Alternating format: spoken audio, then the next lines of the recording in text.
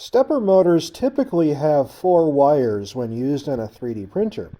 But if your wires are just straight, like this, you're actually not getting the best performance out of your wires and your motor that you can. Preferably, what you'd want to do is take the A phase and twist those together, the B phase, twist those together, and then take both sets of wires and twist those together in the opposite direction that you twisted the other ones.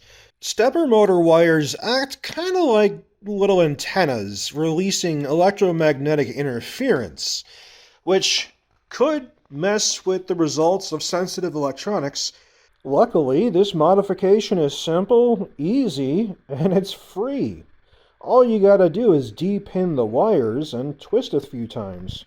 This motor is from Stepper Online, so in our case, the A phase is going to be green and black, and the B phase is going to be blue and red. Honestly, de-pinning is probably the hardest part of this whole process.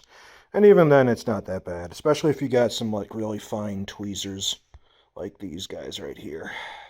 What I like to do is take the chuck of my drill and very gently squeeze the end of the wires like this, making sure that the wires come out through the center. Not enough to damage the wires, but enough to hold them in place, because what we're going to do is we're going to make the wires taut, not like super tight or anything, just taut, and we're going to twist them clockwise. The more twists, technically, the better reduction and crosstalk you'll get, but you don't have to go insane with it.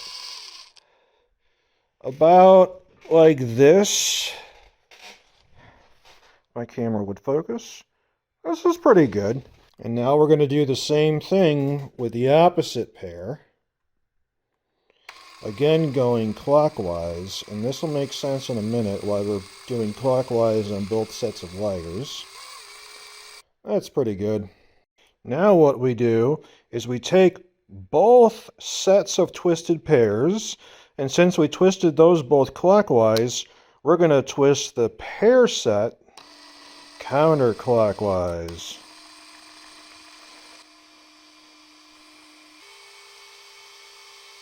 And that gets us a counter-twisted set of pairs. What you're left with isn't just pretty, it's functional. By twisting the wires the way we just did, we effectively reduce the amount of electromagnetic interference that is generated by these wires. This cleans up the signal from the MCU to the stepper motors. This, in theory, should help the printer work a little better.